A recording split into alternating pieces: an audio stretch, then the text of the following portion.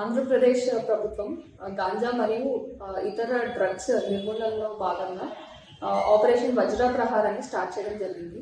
ఇందులో భాగంగా మా ఎస్పీ గారి ఇన్స్ట్రక్షన్స్ మేరకు వన్ టౌన్ సిఏ గారు మరియు వాళ్ళ సిబ్బంది ఈ గాంజా అక్రమంగా రవాణా చేస్తున్నారని వచ్చిన సమాచారం మేరకు ఒక ఇద్దరిని అదుపులోకి తీసుకోవడం జరిగింది.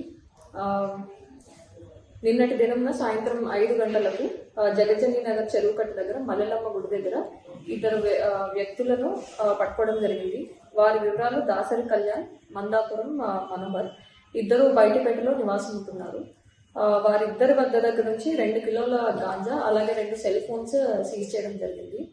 సో వీళ్ళు మామూలుగా గాంజా తాగడం అట్లాగే మద్యం సేవించడం ఇట్లాంటి చెడు అలవాట్లకు లోనయ్యి వైజాగ్ వెళ్ళి వీళ్ళిద్దరు కూడా అరకులో అక్కడ తెలిసిన వాళ్ళ వద్ద దగ్గర నుంచి